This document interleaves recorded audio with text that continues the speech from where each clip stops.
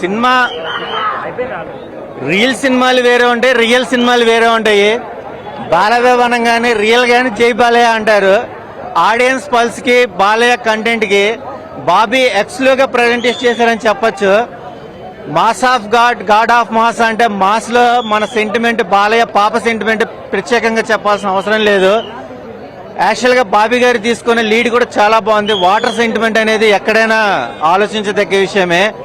Civil engineer గా Sitaram character గానీ, dock Maharaj గా వేరియేషన్స్ గానీ, ఒక మూవీ లవర్ గా కాదు, ఒక మంచి కల్ట్ కంటెంట్ ఉన్న మూవీని మన బాలయ్య గారు సంక్రాంతికి రిలీజ్ చేశారు. బాబీ సినిమా ఓవరాల్ గా చెప్పాలంటే ఒక మంచి సెంటిమెంట్. లేడీ సెంటిమెంట్ అంటేనే ఒక మంచి ర్యాంపేజ్ ఉంటుంది. బట్ సౌత్ లో కాకుండా నార్త్ లో ఉన్న లీడ్ ని మధ్యప్రదేశ్ లో మనకు బాగా రివీల్ చేశారు. Watchable movie, all the best movie team and Balayya, జై బాలయ్య.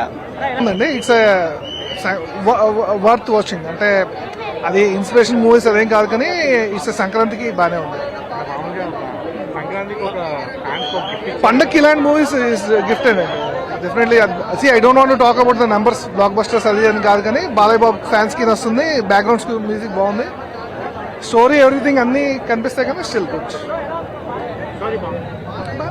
చాలా బాగుంది బ్రో మూవీ అయితే.